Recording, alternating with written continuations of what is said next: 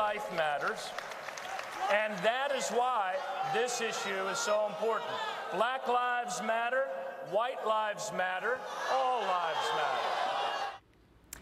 That's Democratic presidential candidate Martin O'Malley getting heckled at a liberal convention for actually saying all lives matter. Imagine that. He then later came out and apologized for saying that. He's sorry. Well, now outspoken ESPN analyst Stephen Smith is taking heat himself for defending O'Malley's initial remark, tweeting out, quote, "I'm a black man. Of course I know Black Lives Matter. You can't boo a presidential candidate just because he says all lives matter. Where is all the noise about Black Lives Matter when black folks are killing black folks?" Joining me now to discuss it, Richard Fowler, who's a nationally syndicated radio host, and Rich Lowry, who's the editor at National Review and a Fox News contributor. So those were his tweets, and now, of course, you've got people online calling him an Uncle Tom, saying they've lost all respect from him, saying he'd rather use his influence to parrot anti-black rhetoric than contribute to communities crippled by disenfranchisement. Rich, he committed, I guess, the cardinal sin of agreeing that all lives matter. It's completely bizarre, and he's, of course, entirely right. And years from now, people will really be mystified about how one of our major political parties made it for a forbidden phrase to say all lives matter. And Martin O'Malley just reacted like any normal human being to those protesters. He said, Black lives matter, white lives matter, all lives matter. If you don't agree with that sentiment, there's really something wrong with you. And then his spine got up and walked out of his body when he then apologized for acknowledging the value of all lives, Richard.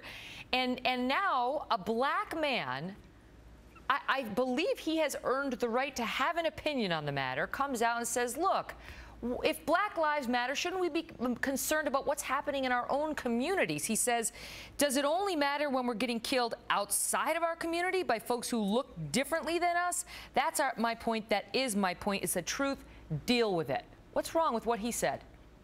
No, but here's the thing. I think in Stephen's comments, where the protesters got upset with Martin O'Malley was he said the fact that white lives matter. And if you hear audibly in the crowd, you hear somebody indicate, we know white lives matter. And I think what's in question for the African-American community is whether black lives matter. I mean, you look at the lives of Rakia, Tanisha Anderson, Sandra Bland, you talked about earlier in the show, Freddie Gray, Tamar Rice, these individuals, their names who have been lost, young people who have been lost because of bad acting police officers or bad acting laws. You're leaping to a lot of conclusions with some of those names.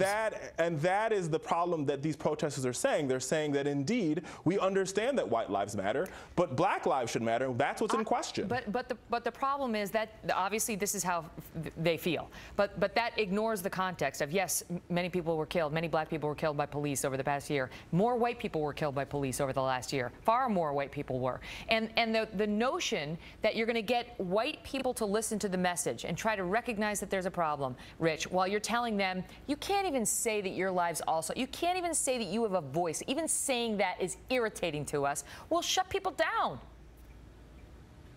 Yeah, I tell you, it's going to be really mystifying to a lot of people if Hillary Clinton gets up on a debate stage in a couple months and can't say all lives matter. And look, some of these police cases are as hideous as they're portrayed, and the police officers deserve to have the book thrown at them. But a lot of them are much more complex. Some of them are based entirely on falsehoods, like the Michael Brown case. And the problem I have with the slogan, Black Lives Matter, it comes down to a real radicalized, politicized bullying in these cases that isn't willing to examine the facts objectively and then let the law fall where it may, but instead always just wants one result. And you know what? Black lives matter, white lives matter, so do police lives. And what's with, Richard, the demonization of any black man who dares to say something that is not acceptable to those pushing for change, right? Or something that doesn't sound like liberal dogma. Poor Clarence Thomas. I mean, speaking of, the Uncle Tom charge, it's outrageous what has been said about him. Outrageous. And now this guy at ESPN gets the same thing because he dares send out a few thoughtful messages on his own take. But one, to answer Rich's point, this idea that, Black Lives Matter has been radicalized, I think is a farce. I think what's radical is the fact that, African-American unarmed men are being killed by police officers. But to answer your question in particular, Megyn, I think here's the thing, and I've said this a couple of times. We're in a couple pieces in Huffington Post about it, right? The ideal, it doesn't matter if you're black, white, or indifferent, right? Just because you're a black man and you say something about black people doesn't necessarily mean that you're a representative of all black people. I think what the Black Lives Matter, Uncle Tom. what the Black Lives Matter movement is saying is they're saying that you don't represent where we're coming from. You don't represent our views. We believe that let's not talk about black on black crimes. Yes, we need to work on it. Yes, we need to fix it. We also need to deal with institutional racism. They are not the only ones with an opinion. There are other exactly. Donald Trump's not the only one with an opinion. Who have opinions like this man, the Republican Party shouting him down for expressing them. Listen, like I said, Donald Trump has opinions in the Republican Party, and hold on, go ahead, Rich Lowry. I was just going to say, there's a bullying at the heart of this.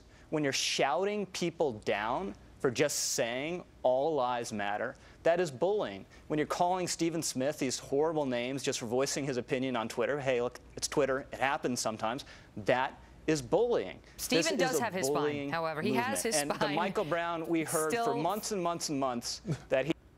Rich, what happened to Sandra was bullying. Okay, when the police officer pulled her out, that was what you call bullying at the highest order. Was shocking. There's no question. He was being a bully, and Black Lives Matter because of that.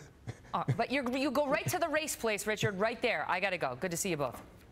Good to see you too, Megyn. Planned Parenthood doing serious damage control tonight after these doctors were caught on hidden camera talking about collecting fetal tissue for cash. It was the way in which they said it. It was the casualness with which they discussed the crushing of babies, of fetuses.